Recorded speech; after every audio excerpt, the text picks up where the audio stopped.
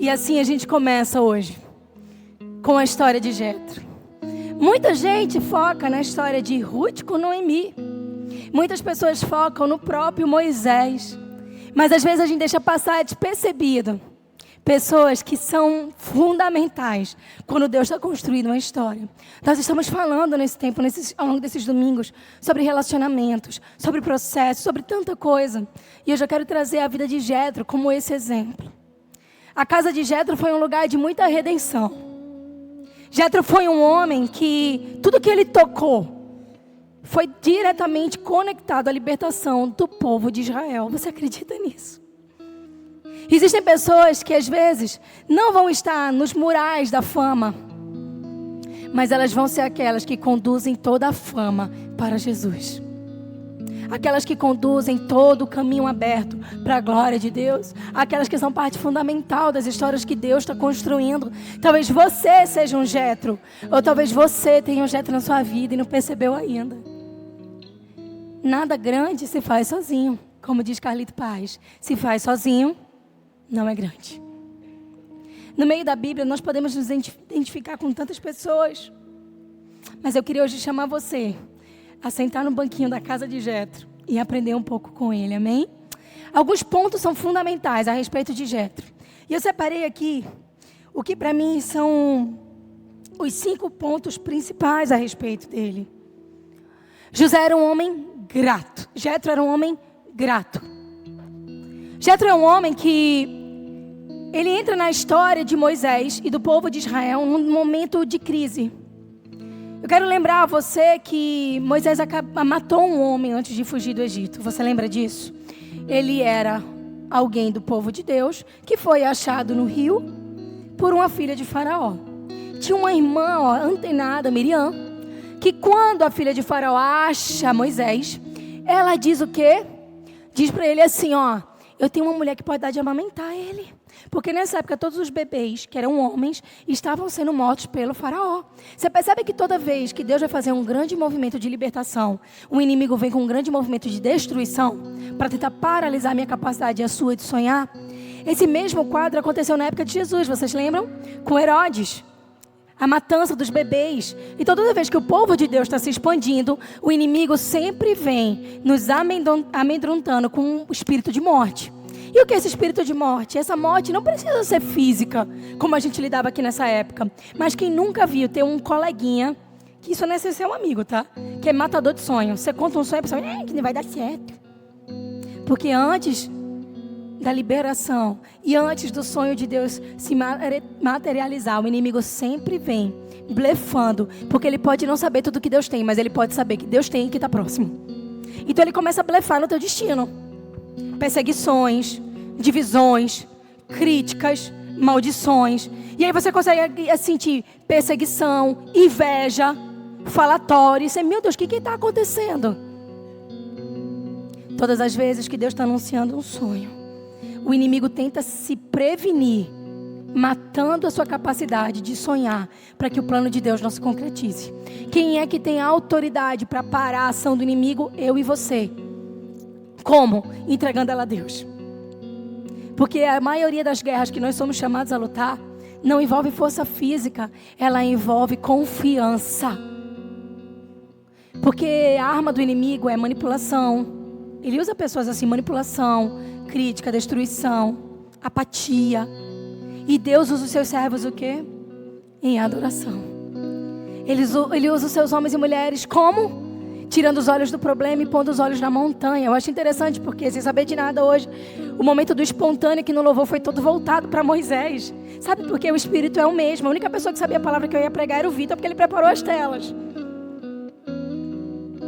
Mas Deus, quando Ele começa a falar algo com o seu povo, Ele começa a falar com você em todo canto. Aí Ele diz para você, olha, é um tempo de você florescer. Aí você vê flor em todo lugar.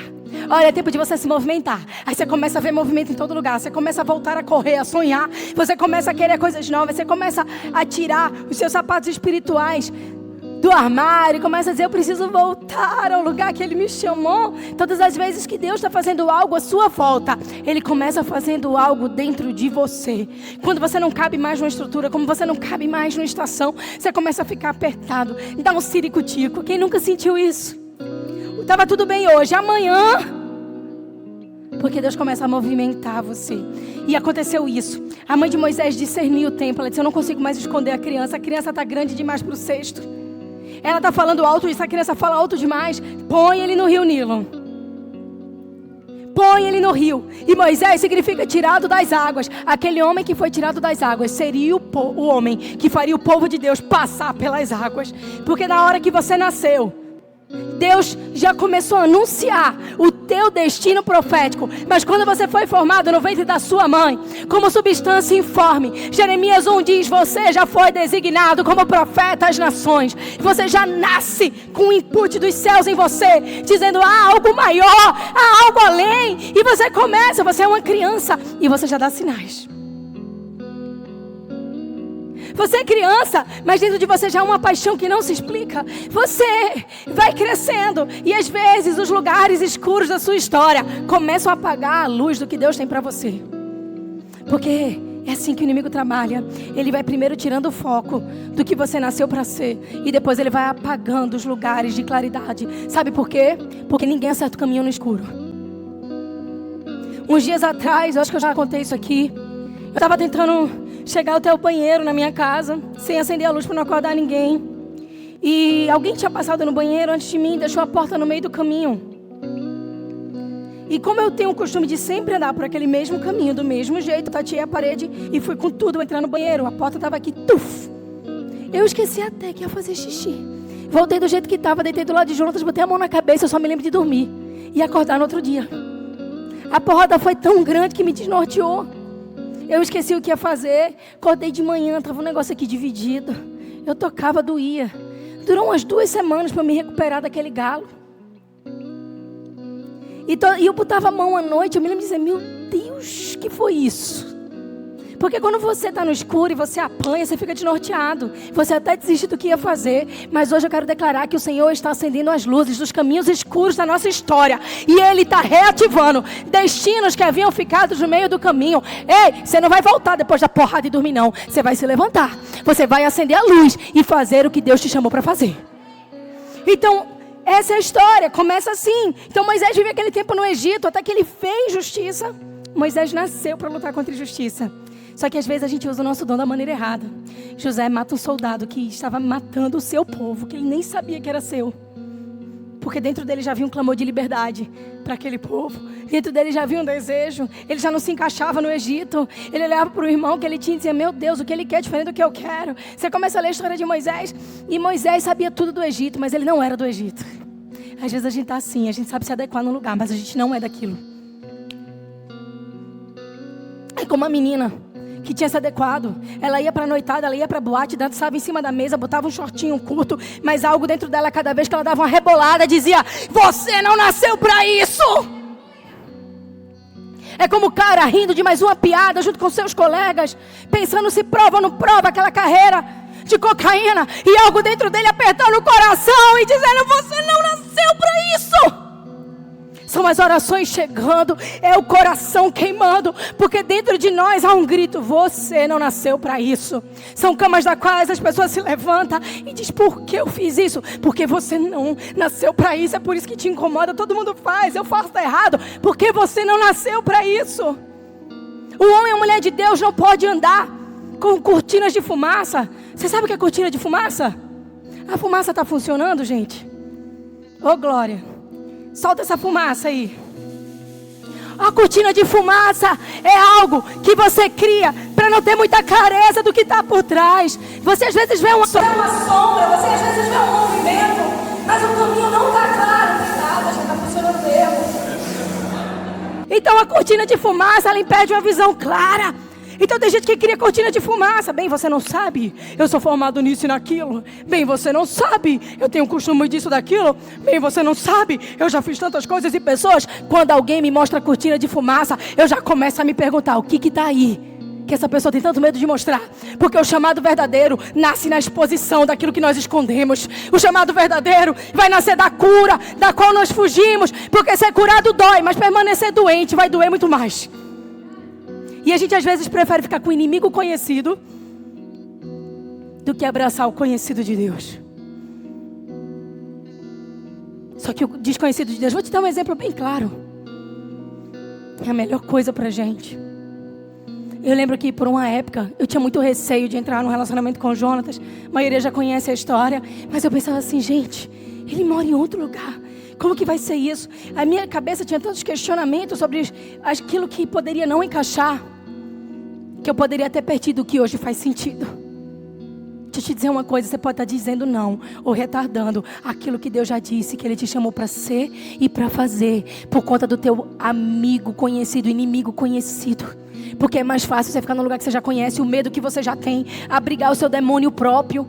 Que é o demônio próprio, é aquela coisa, ai, mas eu sempre fiz assim, eu nasci assim, vou morrer assim, Gabriela. O pessoal mais antigo sabe o que eu estou falando.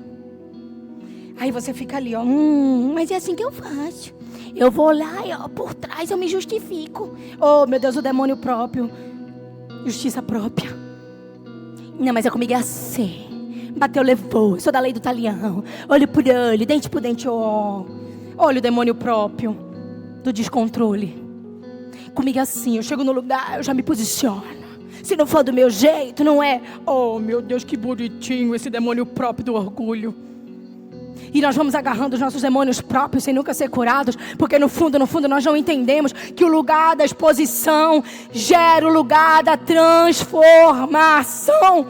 Então Moisés mata aquele homem porque dentro dele havia um senso de justiça. Então lá no Egito ele mata aquele soldado.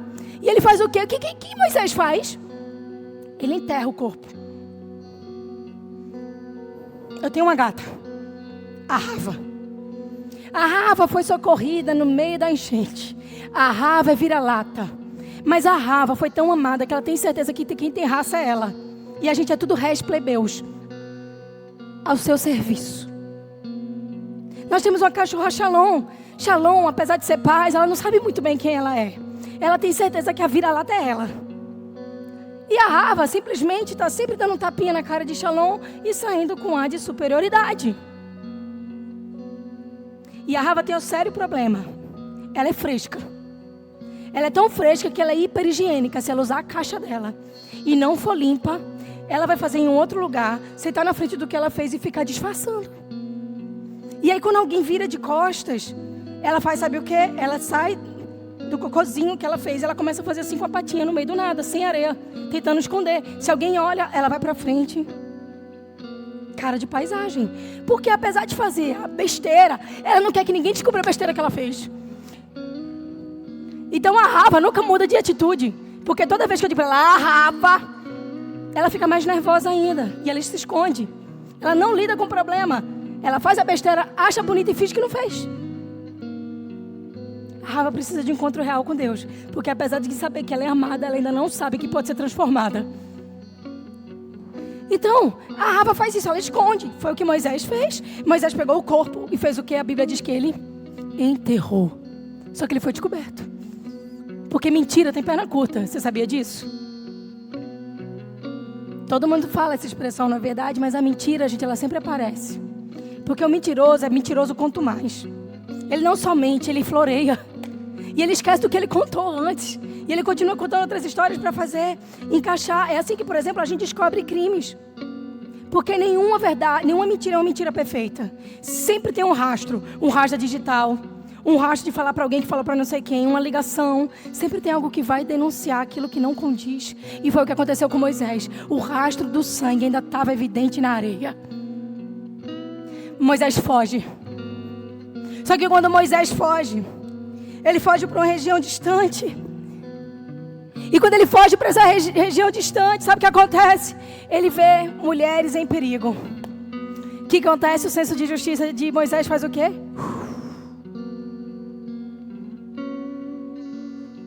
Moisés defende aquelas mulheres dos bandidos assaltantes da época. Sabe o que acontece?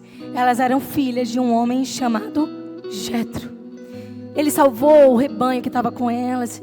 Que se você mergulhar na história, você vai amar em Êxodo 17 e 18. E o que vai acontecer ali? Perdão, Êxodo 2. O que vai acontecer ali? É que Jetro fica impressionado com a atitude de Moisés, que se deu a sua vida para proteger pessoas que ele não conhecia. Dali surge um relacionamento entre Jetro e Moisés. E a Bíblia diz que Jetro ficou tão grato a Moisés, tão grato, que ele naquele dia, ele faz um banquete, ele celebra a vida de Moisés, e Moisés naquele dia conta tudo a Jetro, a respeito da história dele, quem ele era, e o que tinha acontecido, e por que ele estava ali. Deixa eu te dizer uma coisa, alianças genuínas só nascem da verdade. Ah, é meu amigo, é? O coração pode estar na mesa, não, então não é seu amigo. Porque é muito difícil quando tem um lado cujo coração está na mesa e o outro que está cheio de subterfúgio. Existem pessoas que precisam performar e você não pode ser uma delas. Pessoas que dizem histórias bonitas e eloquentes, mas que a gente nunca sabe o que pensa ou o que sente.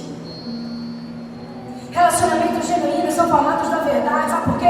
Conversas difíceis, relacionamentos fáceis. Você acha que eu quero ter toda a conversa difícil com meu marido? Não. Você acha que eu quero ter todas as conversas difíceis com os meus filhos, com as pessoas que eu amo? Não era amizade, era um jogo de interesse. Sabe o boyzinho, minha amiga, que saiu porque você disse aqui, você não põe a mão, nunca foi amor. Sempre foi utilitarismo. Porque quem ama espera.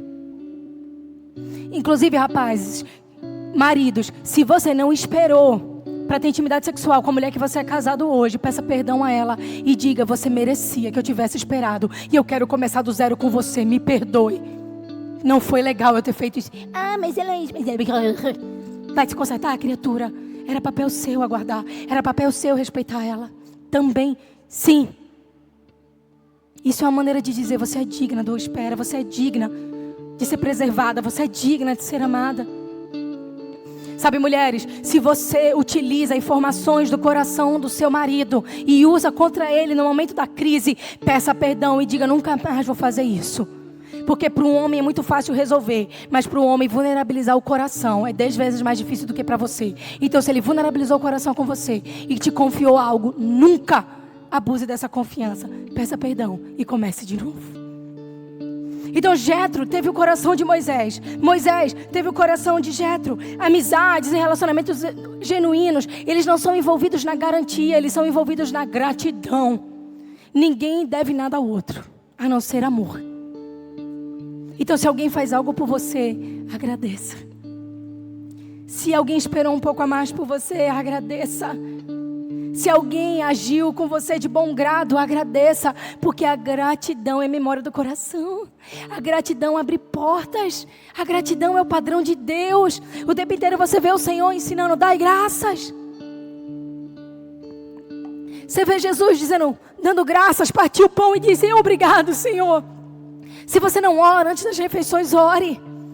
Ai, ninguém ora. Eu estou no ambiente de trabalho, eu almoço ali, não tem problema. Você baixa a sua cabeça e você ora. Porque um testemunho nunca nasce do 007. O testemunho nasce daquilo que eu faço, independente do que estejam fazendo. Um testemunho nasce do que eu faço, independente do que os outros estejam fazendo. Ai, mas ninguém... Tu é Maria, vai com as outras? Ou tu é seguidor de Jesus? Porque a Maria vai com as outras assim: todo mundo usa verde. Aí a Maria com as outras, verde também. Eita, coisa tonta. Você entra na internet hoje, a mulher é tudo igual. Tu já viu isso? Por isso que eu adoro a originalidade. Todo mundo é igual, mesmo cabelo, mesma roupa, mesmo não sei o que, mesmo... Tá desinteressante o mundo. Eu adorei quando começou a revolução dos cachos. Eu disse: adorei. Porque cada um tem que ser o que Deus chamou para ser, fazendo o melhor com o que tem. Isso não gera uma obrigatoriedade para todo mundo ser igual. Não, você pode fazer o que quiser com o seu cabelo, que for mais cômodo para o seu dia a dia. Mas entendam a regra geral. O que eu estou dizendo é que nós precisamos celebrar a singularidade que Deus nos deu. Ai, ninguém gosta disso, mas eu gosto, amém. Goste. Porque hoje em dia é o seguinte: você fala assim: eu gosto de azul. Aí alguém vira para você: o que você tem contra o verde? Nada, eu gosto do azul. E aí a gente perdeu o potencial de dizer o que quer. Tanto que chega alguém que diz o que quer, chega uma criança que diz o que quer, todo mundo acha que tem algo errado. Não, a criança tem identidade. Aquele adulto, aquele jovem tem identidade. Não vou, não quero, esse não é o padrão de Deus para mim. Então todo mundo igual. Vamos lá, o bonde dos igual. Tem gente que faz o que faz sem saber por que faz, só porque alguém mais faz. Enquanto isso, tem vários espaços vazios que Deus chamou para serem preenchidos pelos seus filhos, que sabem quem são e sabem para quem nasceram. Não vai dar, gente, não vai dar para todo mundo ser levita. Não vai dar para todo mundo ser pastor. Não vai dar para todo mundo ser cantor. Não vai dar para todo mundo ser evangelista. Não vai dar para todo mundo ser profeta. Não vai dar para todo mundo ser a mesma profissão. Não vai dar. Agora tem uma coisa que dá para todo mundo ser filho e filha de Deus. Isso dá. Agora você precisa saber quem você é. E a gratidão é uma porta para que você entenda o seu lugar, o seu propósito, o seu chamado. Então havia uma gratidão de Moisés pela atitude de Jétro, mas Jétro implantou em Moisés gratidão. A atitude de Jétro começa a pregar a Moisés. E você começa a ver um Moisés antes de Jétro e um Moisés depois de Jétro. Podemos sim, gente, andar com todo tipo de pessoas. Agora não podemos andar com a pessoa sem que haja uma mudança nela a partir do padrão de Jesus. Ou sem que haja uma mudança em mim a partir do padrão de Jesus. Você anda com alguém que só massageia seu ego, corra. Tudo que você faz é lindo. Tá errado. Tá vivendo a amizade errado. Porque quem te ama quer que você acerte o caminho. Quer mais que você acerte o caminho do que quer ficar bem com você. Porque o amor é isso. O amor é sacrificial. O amor é dizer para o outro, tem algo maior, tem algo melhor, vamos embora. O amor é não deixar que as pessoas que você ama fiquem na mesma estação anterior. Então se você caminha com alguém que você está sempre na mesma estação ou retrocedendo, cuidado. Se as pessoas que andam com você estão sempre falando as mesmas coisas, nunca estão se desafiando, nunca estão desejando avançar na amizade com você, aprendendo coisas, cuidado também, sabe por quê? Porque é a hora de você ver se o seu padrão não está baixo em relação a quem Deus é. Porque a gente gosta de culpar os outros. Não, você é mais amigo porque a culpa do outro. Não, às vezes a culpa é sua. Você é um mau amigo, você é uma má amiga. Quando você não consegue levar o papo para Deus, quando você não consegue se desenvolver, quando onde você está não tem gratidão, quando onde você está não tem mudança de história. Ei, para de olhar para os outros e começa a olhar para o próprio umbigo. Não como aquele perfeito, não como alguém cujo ego precisa ser respeitado, mas como alguém que precisa ser moldado por Deus. Será que eu estou sendo um padrão de amiga e de amiga que Deus me levantou para ser? Será que eu sou alguém, quando alguém tem uma vitória, quando essa pessoa é bênção na minha vida, eu celebro? Será que eu sou alguém que me daria a minha vida sem saber no que vai dar para proteger o que é do outro? Que tipo de amigo eu e você estamos sendo? Que tipo de pessoa nós estamos sendo no padrão de Deus? 2, Jétro era respeitoso. E o que isso significa? A Bíblia diz que logo depois que Jétro e Moisés começaram a caminhar juntos, a Bíblia descreve que houve um lapso temporal onde Jétro e Moisés caminharam juntos uma média de quase 30 e poucos anos. Algo começou a acontecer dentro de Moisés. Ele começou a ter encontros também com Deus. E Jétro era conhecido por ser um sacerdote em Midian. Então para pensar, ele caiu na casa de um homem que tinha em si sacerdócio, que tinha em si temor, que tinha em si uma conduta que podia ser espelhada. E a Bíblia deixa claro, Jétro entrando nesse lugar. Gente, Moisés precisava entender que a paternidade de Faraó, que o que ele tinha aprendido com Faraó, ia totalmente de encontro com o que Deus tinha para ele. Porque para o Faraó, os israelitas eram escravos.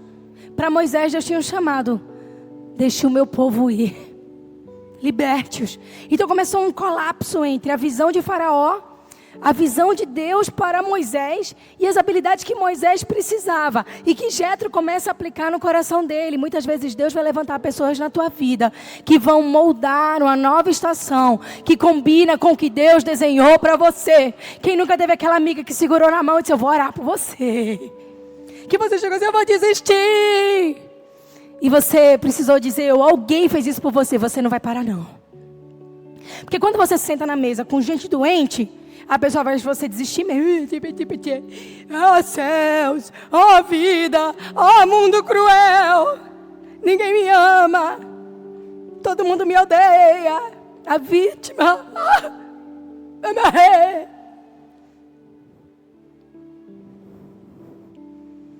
Ou você está em ambientes assim, Ou você senta com pessoas que também estão se curando, porque ninguém está totalmente curado. E você vai olhar para essa pessoa e ela vai dizer para você, e você vai dizer para ela, ó, a gente não vai parar no meio do caminho, não.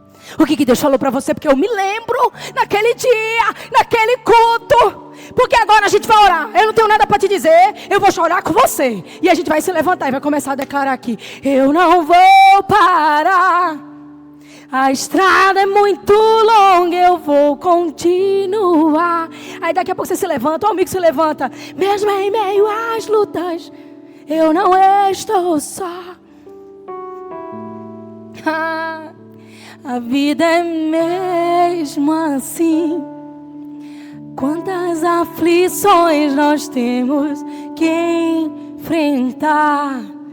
Mas o Senhor está sempre a mim. E seus problemas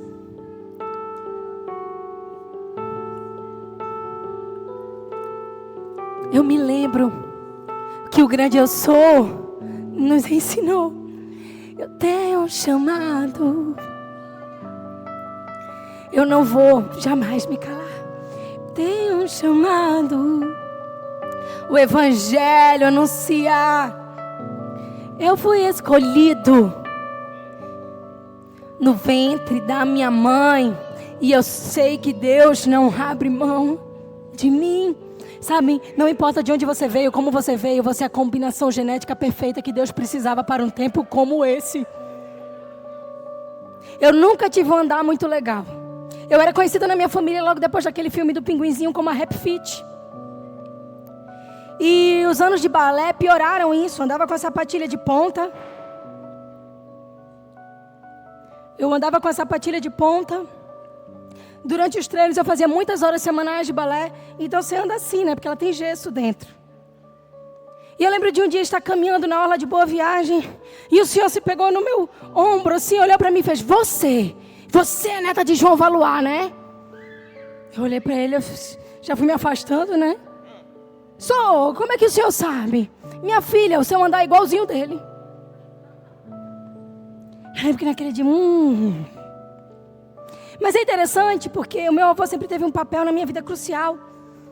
Ele sempre acreditou em coisas mirabolantes para mim. E dele veio a minha paixão pelo direito, pelas leis, pelo cartório. Com ele eu aprendi a amar a história, a destrinchar situações. Minha avó me ensinou a romancear a vida. E o meu avô me ensinou a cafundar as coisas até descobrir. E a me desenvolver. Naquele dia, aquela combinação genética, daquele andar esquisito, na verdade anunciavam de onde eu vim.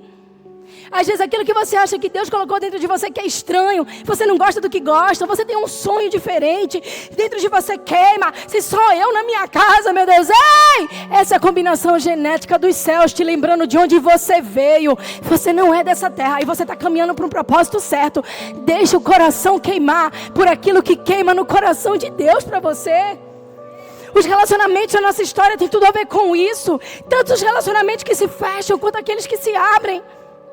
Tanto lugares de onde a gente veio, como lugares para onde a gente vai. Se Deus colocou em você uma luta por justiça racial, faça jus levantando o nome do Senhor. Se Deus colocou em você um desejo pela gestão, pela organização, pelo belo, faça jus conforme a voz do Senhor. E esse homem tinha isso. Jétro, ele sabia respeitar os processos de Deus. Tem gente que não respeita o processo de Deus na sua vida. Você precisa de um tempo, você precisa avançar, você precisa fazer isso. A pessoa está sempre criando um problema para o processo de Deus na sua vida. Ei! Mas foi Deus que disse. Ai, será que Deus te chamou para isso? Ei, cuidado. Jétro foi um catalisador. Você sabe o que é um catalisador? É uma substância química que você coloca dentro de uma mistura e ela acelera o processo. Você pode ser, na vida das pessoas à sua volta, um catalisador da vontade de Deus. Ou você pode ser o maior retrocesso de alguém. Talvez você possa ter sido isso por um período. Não seja isso na vida dos seus amigos. Não seja isso na vida do seu cônjuge. Não seja isso na vida dos seus filhos. Conduza com amor o relacionamento. Dê palavras de vida e de bênção. Se você vê que a pessoa vai errar o caminho, ore e converse em amor. Mas só pode mexer no muro e tirar um tijolo aquele que ajudou a edificar essa muralha. Então você quer ter voz de Deus para ajudar alguém a acertar o caminho? Comece construindo coisas boas com ele, avançando no que Deus tem. Não faça na sua carne. Às vezes eu preciso sim sentar com alguém e dizer, olha, cuidado aqui. Esse caminho não é bom. Mas isso é dito por amor e não para segurar. É uma coisa que vai acelerar a vontade de Deus e não atrapalhar. Isso é muito importante. Deus nunca vai confiar lideranças e responsabilidade em relação a outras vidas a pessoas cujo desejo é ter um título. Deus só confia a você relacionamentos genuínos, chamado, propósito, se dentro de você há um grito por vidas. Se você ama pessoas mais do que você ama estruturas montadas, entende? Isso é muito importante. Então, Jetro tinha isso. A Bíblia diz que quando Deus chama, Jetro olha para Moisés e o abençoa. Moisés, eu te abençoo. E naquele momento Moisés precisava que a família tivesse protegida. Jetro disse, põe essa família aqui, ó. Os relacionamentos de Deus para a tua vida nunca vão expor. Nunca vão expor tua família, nunca vão expor a tua vulnerabilidade. Eles vão ter a tua vulnerabilidade na mesa para ser palco de cura, não para usar contra o teu destino. E Jetro cuidou da família de Moisés, e quando viu que ele tinha passado a etapa mais difícil, Jetro leva de volta a família. Sabe, Jetro não deu um pitaco, você casou com minha filha, cara. E agora você vai fazer isso? Vai lá voltar no Egito, e se você morrer? Jetro disse, não, que o Senhor te abençoe e te guarde. Não, que você tenha sucesso, bênção em tudo que Deus tiver para você. Não, olha, Deus vai contigo. E eu vou fazer o que for necessário para sustentar o que Deus está fazendo através da tua vida. Jetro fica feliz com o bem dos outros. Isso leva ele a oferecer sacrifícios a Deus. Quando você lê Êxodo 18, você vê aqui dizendo, Jetro, o sogro de Moisés, era sacerdote Midian. E ouviu falar de todas as coisas maravilhosas que Deus havia feito pelo povo e por Moisés. E como havia tirado-os do Egito. Por isso Jetro tomou Zípora, que era mulher de Moisés. Não era mais filha dele, veja, era a mulher de Moisés. Que ele tinha enviado para casa e lhe trouxe com os filhos. Um se chamava Gerson, porque Moisés disse, andei peregrinando por terra estrangeira. E o outro era Eliezer, porque disse, o Deus dos meus pais me ajudou e me livrou de Faraó. Quando chegaram, estavam Moisés e o povo acampados ao monte de Deus. Então vieram dizer a Moisés, Jetro, teu sogro veio te ver e trouxe tua mulher e os teus filhos. Pausa para isso aqui, ó. Moisés veio ter com eles e recebeu-os calorosamente.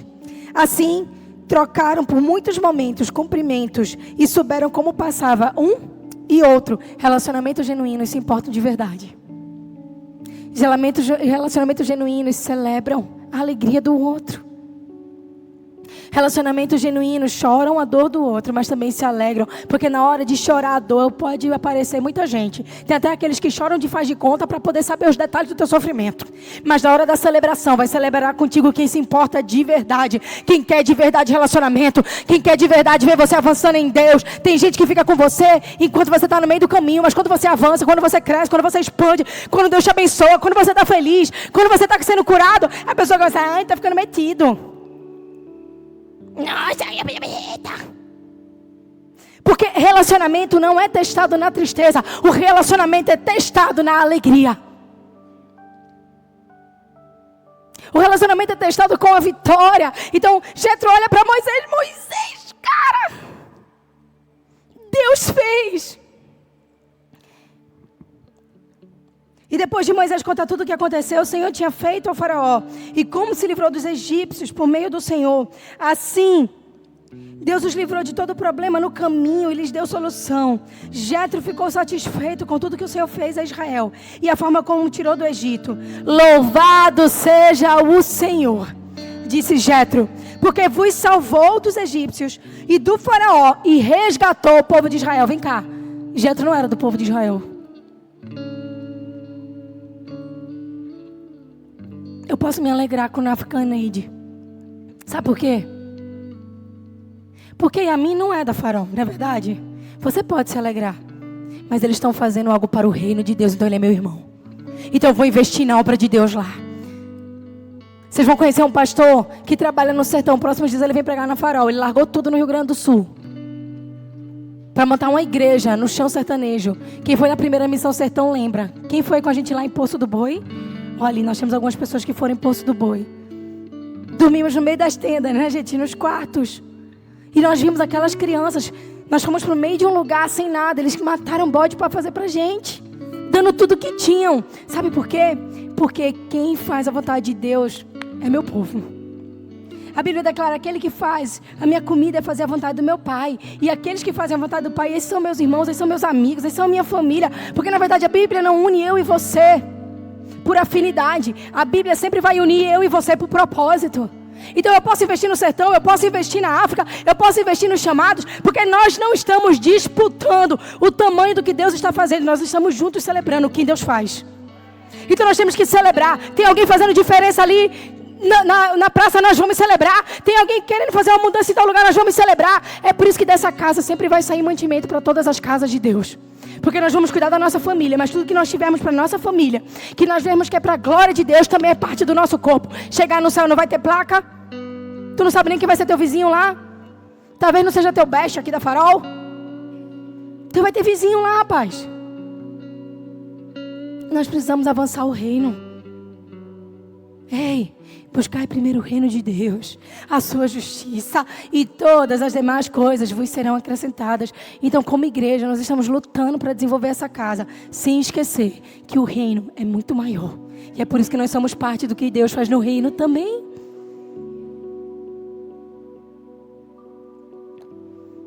E aqui, quando ele se louvado seja o Senhor, Jetro diz: agora sei como esse Deus é superior. Livrou o povo quando os egípcios o tratavam com arrogância. Jetro então ofereceu sacrifícios a Deus. Depois Arão e os anciãos de Israel encontraram-se com ele para comer juntos os alimentos oferecidos a Deus. Jetro não só se alegrou, Jetro investiu na alegria do que ele viu Deus fazer. Jetro não só disse: que legal, parabéns Moisés, tapinha nas costas. Ele disse: eu vou entregar sacrifícios ao Senhor pelo que Ele fez na sua vida e na vida do povo de Deus. Jetro estava dizendo: ei, talvez um dia Noemi virou para Ruth e disse: o teu povo é o meu povo, o teu Deus é o meu Deus, certo? Jetro estava dizendo isso a Moisés, não com palavras, mas com atitudes. Ele foi lá e ofereceu o sacrifício no altar. Ele foi lá e entregou. Eu lembro como se fosse hoje. Um dia a gente estava comemorando o aniversário de Jonatas lá em Recife. E a gente cuidava dos jovens. É engraçado que quando Deus tem um chamado com alguém, Ele treina a gente em todas as áreas, né? Jonatas já foi da projeção, eu já limpei muito banheiro de acampamento. Aí já passou por tudo que existe. A gente nunca imaginou que Deus tinha a Farol pra gente. Então o chamado, ela envolve a gente ser muito treinado, né? Em áreas que a gente pensa: meu Deus, que Deus está me ensinando isso? Gestão é... Você sabe o que Deus vai fazer? Você tem a fotografia, Deus tem um filme completo. Você vê o hoje, Ele vê a história toda. Aí você diz: que pressão é essa? Eu estou desenvolvendo em você aquilo que eu tenho para a tua história. E eu lembro quando a gente fez o aniversário, e alguns jovens trouxeram algumas coisas de presente, comidinha, e para dar para ele de presente de aniversário. É muito engraçado, porque Jonatas é super fazedor, mas ao mesmo tempo ele sempre foi uma pessoa cujos corações se conectam a ele de uma maneira muito única. E a gente cuidava dessa menina, e ela morava numa região de muita vulnerabilidade. A gente sempre uniu tudo. E ela chegou na igreja, a gente cuidou dela por um bom tempo. Fazia uns 1 ano que eu estava cuidando dela. E ela chegou com a sacolinha, muito tímida ela era. E disse: pastor, eu trouxe um presente para você. E ele: ai, não acredito que você foi se preocupar. E tal, e deu um abraço nela. E ela com os olhos cheios d'água, ela disse assim: pastor, é o seguinte, Jô. É o seguinte, eu não tenho dinheiro. E esse mês a gente está vivendo daquilo que vocês ajudaram a minha família. Mas eu disse a Deus que não era certo eu não trazer nada para você. Porque Você ensinou que a gente, quando faz coisas para Deus, às vezes envolve sacrifício. E eu queria dizer que o que fiz um sacrifício por você. Eu lembro que ela tirou da sacolinha um biscoito. E ela disse, olha, esse é o meu biscoito recheado favorito. E eu juntei umas moedas durante alguns dias. E eu fui lá no mercado e comprei para você. Eu sei que não é nada grande. E Jonatas já estava chorando, né? Aquele jeitão dele. A Jonatas adorando. Jonatas chorando. E ele chorando. E ele abraçou ela e falou assim, esse foi o melhor presente da minha vida. E ela começou a chorar também. Ela disse, eu estava com tanta vergonha de te entregar. Mas sabe por quê, gente? Porque ela deu tudo. Ela disse, eu escolhi o melhor. É aquele que eu tenho vontade de comer todos os meses. É isso que eu amo. E eu quis dizer a você o quanto isso é especial para mim, te dando o meu melhor. O que ela estava fazendo, gente? Ela estava tirando da falta dela um motivo de alegria para ele. Tem coisa mais linda que essa? Porque se alguém tem 100 mil, gastar 1.000 é fácil. Não é verdade? Para pensar. Mas quando você tira do que te falta e não do que te sobra, isso fala muito sobre você. Quando você faz algo na madrugada, depois de dias que você precisava descansar, isso fala muito sobre você. Quando você se alegra por uma gestação de alguém, quando você está sem poder gerar, isso fala muito sobre você. Quando você ama alguém, desenvolvendo um potencial, quando você se sente até travado no seu, isso fala muito sobre você. Porque as pontes genuínas com o nosso destino se conectam na nossa gratidão, no nosso respeito à voz de Deus e na maneira como a gente se alegra genuinamente pelos outros. Genuinamente. Jetro estava ali dizendo, bem, o Senhor fez, não era o povo dele. Não era a história dele. Mas ele estava vendo aquele rapaz que tinha chegado como um assassino se transformar no libertador de todo um povo. Jetro celebrava não só o Deus de Moisés, mas o crescimento de Moisés a partir de quem ele era, para quem Deus tinha tornado ele. Quando você vê alguém avançar, o que você faz? Quando você vê alguém viver algo que parecia impossível, o que você faz? Onde tiver o nosso coração, o nosso tesouro, é aí que vai estar o que nós valorizamos de verdade.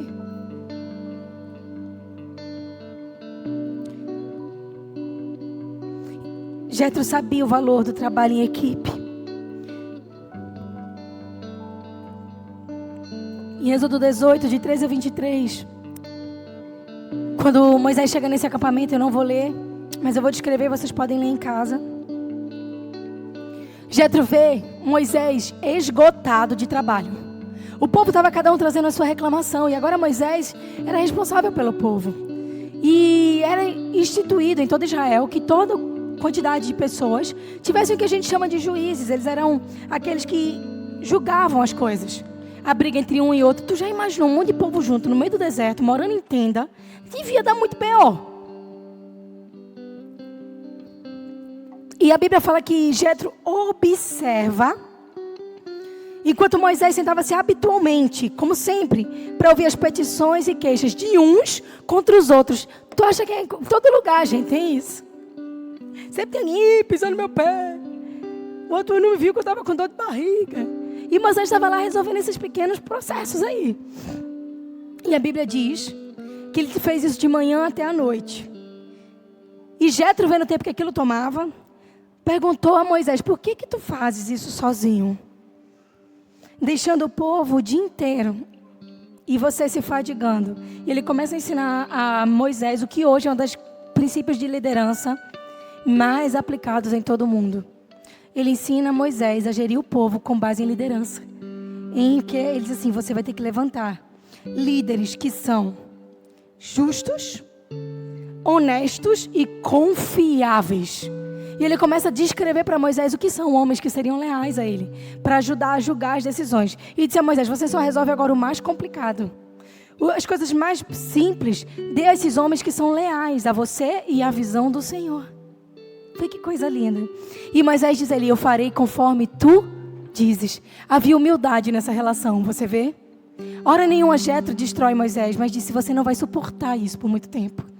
E Moisés diz a Jétro: eu acato aquilo que você está falando, porque eu quero não só suportar o que você me confiou, mas eu quero continuar bem para a missão que Deus tem para mim. Então naquele momento Jétro dá uma lição do trabalho em equipe para Moisés. Ele começa a ensinar a Moisés que ninguém deve fazer nada isolado, que ninguém foi chamado para fazer tudo, que ninguém dá conta de tudo sozinho. Isso é para sua casa. Meu amor, vocês dois trabalharam o dia inteiro. Faça do momento à noite de organização, limpeza legal, leve um para o outro. Façam juntos. Tenham uma criança e dividam. Um dá banho, o outro lê uma história. Você tem netos, alivia a carga de um filho, de uma filha. Você tem pais precisando de um cuidado especial, divida com outras pessoas. A Bíblia está o tempo inteiro ensinando. Você tem um sonho, põe no papel e divide com alguém que tem habilidade, para que vocês possam construir juntos. Um vai ver o que o outro não vê. Trabalhar em time é uma das coisas mais fundamentais da nossa história. Eu não vou ter tudo, você não vai ter tudo. Se a gente trabalha distante, cada um faz bem uma parte, mas se a gente trabalha junto, o resultado vai ter a cara das habilidades unidas. Isso é muito importante. Então Jétro está ali, ele se importa de verdade com aquilo que Moisés carrega. E ele entrega a Moisés uma visão mais ampla do que ele fazia. Você viu que Jétro e Moisés já eram um trabalho em equipe? Deus instituiu você como um líder, ou líderes sobre a tua vida, para te ajudar, para te apontar. É que nem um passarinho, ele tem horas que ele tem medo de voar. O que tem que acontecer? O filhote da águia tem uma hora que a mãe fecha o olho.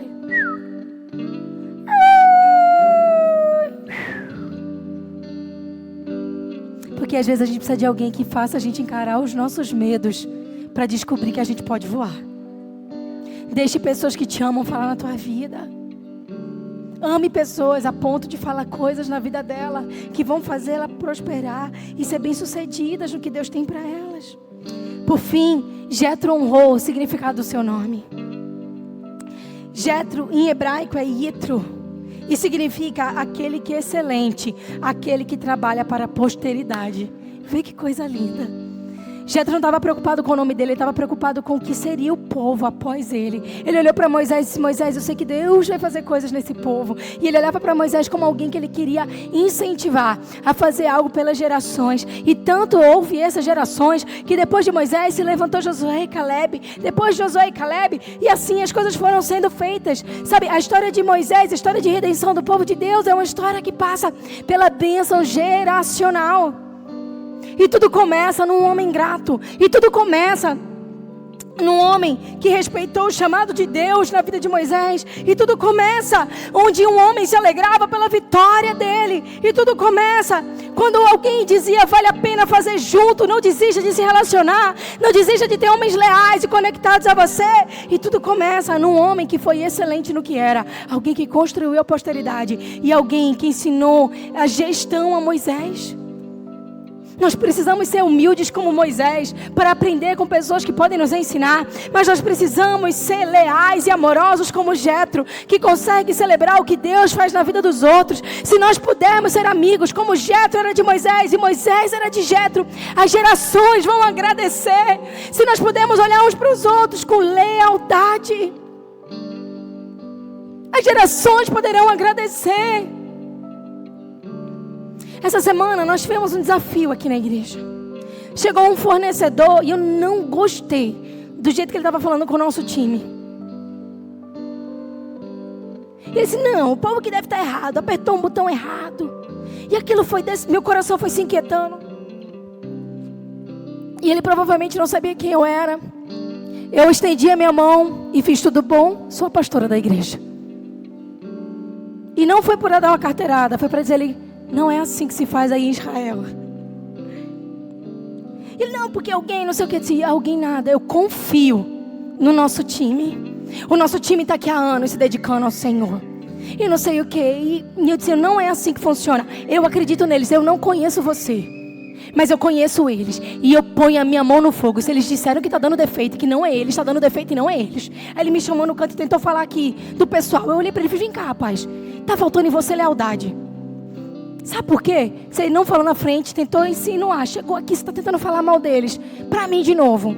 eu já não estou gostando de lidar com você. E se for para liberar essas palavras aqui, o senhor pode recolher o seu material com todo o respeito que eu lhe tenho e pode ir. Ele, não, mas tal igreja tem uma pessoa contratada para fazer isso, para não ter desgaste com a relação pastoral. Eu disse, meu amor, que a gente não tem. Porque enquanto em outros lugares isso não é uma geral, ok? O trabalhador é digno do seu salário, mas enquanto em outros lugares as pessoas estão montando estruturas, como esse exemplo que você me deu, aqui nós estamos todos dando tudo para a estrutura ser para a glória de Deus. Aqui a gente não tem esse salarinho desse jeito, aqui a gente não tem uma pessoa paga para ser um teste de ferro. Aqui a gente tem um povo desejoso e dedicado. Essa igreja começa... Então você não toca nesse time, porque desde a rua eu tenho visto eles darem tudo o que eles têm. Então não vai ser assim. Se quiser continuar com a gente, não vai ser assim.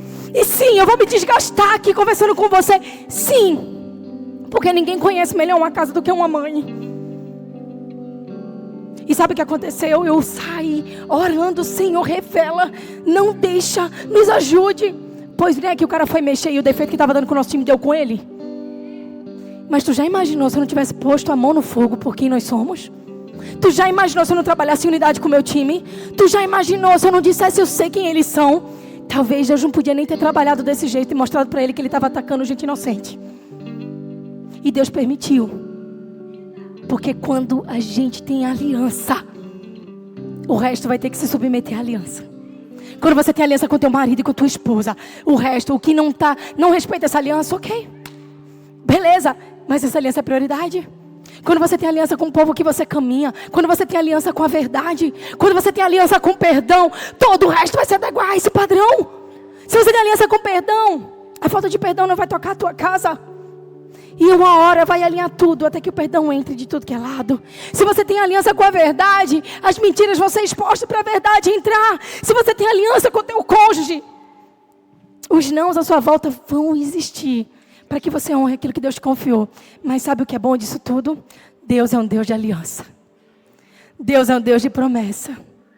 E Deus é um Deus que honra aqueles que nele esperam. Que você possa ter Jetros em sua vida e ser um Jetro para pessoas. Que você possa ter Moisés em sua vida e que você possa ser Moisés na história de outros.